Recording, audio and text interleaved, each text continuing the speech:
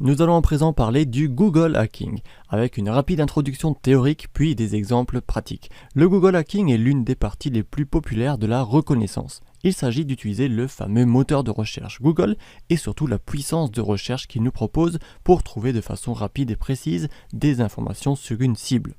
Vous saviez sans doute comment utiliser Google, mais saviez-vous qu'il existe des opérateurs de recherche spéciaux? Vous pouvez par exemple utiliser l'opérateur FileType pour rechercher uniquement des fichiers d'un type donné, par exemple des documents Word ou PDF. On a également l'opérateur InURL pour rechercher un mot-clé précis dans une URL d'une page web. On verra tout cela en pratique dans quelques instants.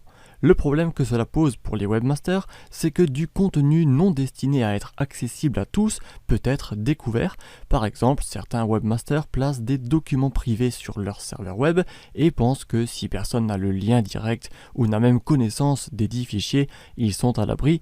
Et pourtant, Google trouve et indexe justement ces fichiers, permettant ensuite à tout le monde de les trouver. Vous pouvez ainsi voir comment s'articule la phase de la reconnaissance. Il s'agit de trouver des techniques de récupération précises d'informations afin de les utiliser sur nos sites pour trouver en amont d'éventuels problèmes d'accès aux informations sensibles et les corriger. J'en profite pour ajouter un petit avertissement, il est possible que la recherche d'informations via le Google Hacking soit considérée comme illégale si vous le faites sur un site qui ne vous appartient pas et dont vous avez pertinemment recherché des documents sensibles en toute connaissance de cause. Google nous permet également de faire de la recherche inversée d'images, c'est-à-dire trouver des informations sur un site ou sur une image à partir d'elle-même en fournissant donc cette image. On parlera également du Google Hacking Database, qui est un site web regroupant tous les termes de recherche utilisant des opérateurs dédiés comme FileType pour trouver des vulnérabilités précises ou même des fichiers précis. Et oui, des personnes ont déjà pensé à tout cela et créé une base de données complète. Cela permet en fait d'automatiser des recherches d'informations. Les termes de recherche permettant de trouver ces failles ou informations données sont par ailleurs appelés des DORC. On parle donc de DORC Google dans le cadre du Google Hacking. Voyons à présent tout cela en pratique. Vous voyez ici sur Google que j'ai tapé un fameux DORC Google en entrant l'opérateur site et l'opérateur InTitle pour faire une recherche dans le titre d'un site comme vous le voyez ici. En somme, je recherche sur le site leblogduhacker.fr des pages ayant dans le titre index off et je tombe ici sur une page index off interdit. Si je clique dessus, eh bien je tombe sur une page index off où l'on trouve un fichier document privé.txt qui a été placé dans ce dossier interdit à la racine du site leblogduhacker.fr.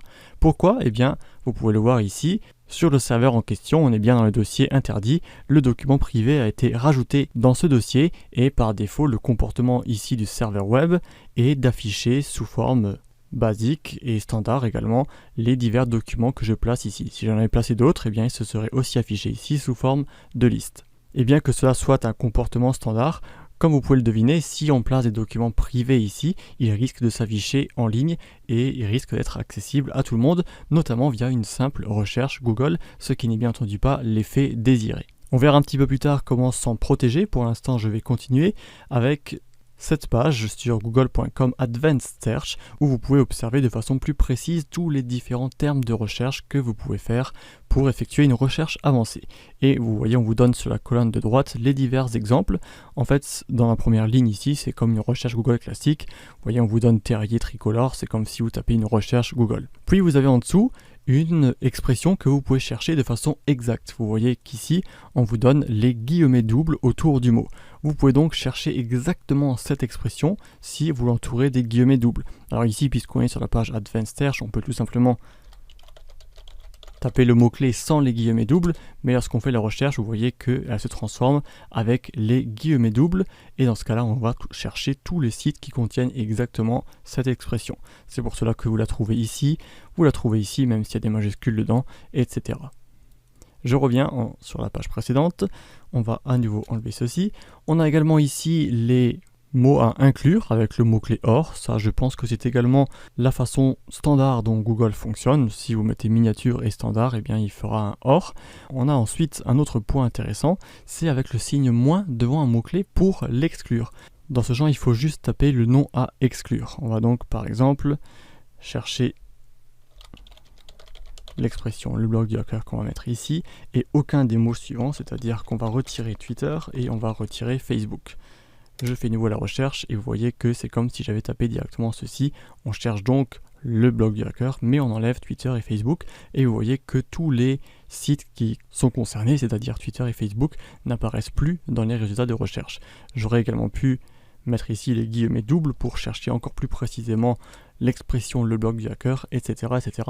On peut rajouter divers termes à cette recherche. Je reviens à nouveau sur ma page ici. On a également des nombres, ça c'est si jamais vous voulez chercher par rapport à des unités de mesure, des kilos, etc., des années même. Alors je ne vais pas vous montrer tous les exemples un par un. Vous avez également les langues, si vous voulez chercher des résultats par exemple en allemand. On va garder ce qu'on avait précédemment avec l'exclusion des réseaux sociaux. Et vous voyez ici des résultats en allemand, en l'occurrence c'est pas grand chose de différent.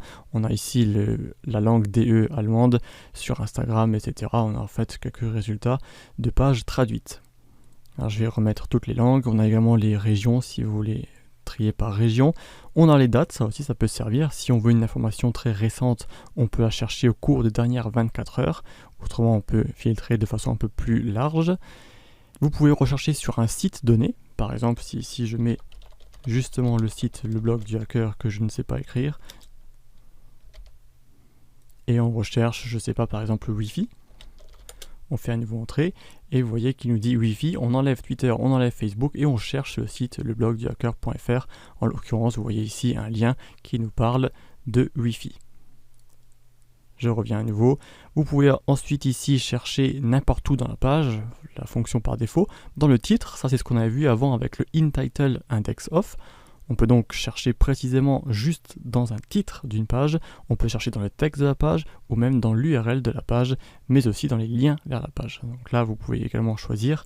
Et enfin, vous avez les fameux file types avec les types de fichiers. Vous pouvez chercher des fichiers PDF, des fichiers Excel, etc. etc. Et alors, on va prendre par exemple le fichier PDF et enfin une recherche avancée. Ici, vous voyez qu'on ne trouve plus rien parce qu'on cherche du Wi-Fi en même temps, on exclut les réseaux sociaux, etc. Et là, vous voyez que si maintenant je mets juste l'exclusion de Twitter, de Facebook, sur le site Le Blog du Hacker, des fichiers type PDF, vous voyez les divers fichiers PDF. Et non, si vous vous posez la question, vous ne trouverez tout de même pas les guides du site, mais vous pouvez déjà vous servir de ces guides s'ils peuvent vous aider. J'en serais ravi. On peut également retirer directement les réseaux sociaux ici et vous voyez qu'on retrouve un petit peu près la même chose. Je retourne à nouveau sur ma page, je crois qu'on a à peu près tout vu. Vous avez les droits d'utilisation, ça c'est si jamais vous voulez des images ou même des sites qui sont utilisables par vous-même sur n'importe quel autre site de façon libre. Vous avez Safe Search également, ça on ne va pas spécialement en parler. Ça on en a parlé. Voilà donc pour le fonctionnement de Advanced Search. Comme dit ici, c'est juste pour vous aiguiller un petit peu. Vous pouvez très bien taper directement les commandes sur Google.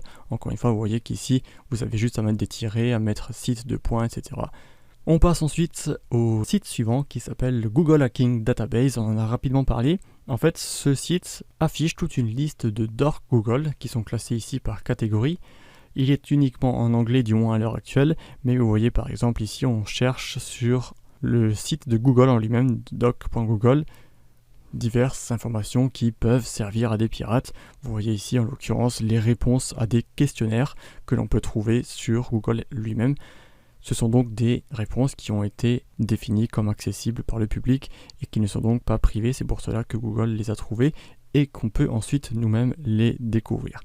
Le problème, c'est que là, à la limite, on peut comprendre qu'une personne a voulu mettre les réponses en tant que public, accessible au public, mais il y a d'autres dorks qui, eux, sont plus problématiques car ils peuvent mener à des vulnérabilités, des sites vulnérables qui sont directement trouvables par n'importe qui sur Google.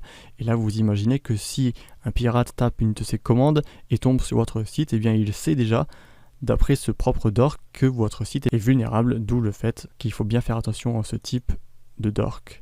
Je reviens à nouveau en arrière. Je vous laisse bien entendu naviguer à travers les différentes catégories si cela vous intéresse. Mais ce qu'il faut savoir, c'est que donc ça existe bel et bien. On a déjà des listes complètes de dorks classées par catégorie. On passe ensuite à l'image inversée, on va encore en reparler avec un autre site plus tard. Sur image.google.com, vous pouvez en fait rechercher une image et voir quels sont les sites, les liens, etc. qui sont liés à cette image. Vous pouvez chercher une URL, par exemple ici c'est le logo du site, ou vous pouvez mettre en ligne une image depuis votre ordinateur. Je vais donc faire un exemple avec mon logo, on va le rechercher de façon inversée, et puis vous voyez qu'on nous dit que la recherche liée c'est sans doute blog du hacker, et vous avez ici le site qui s'affiche avec éventuellement des images similaires, etc. Ça fonctionne de façon très simple, c'est comme une recherche classique en fait, sauf que vous fournissez une image.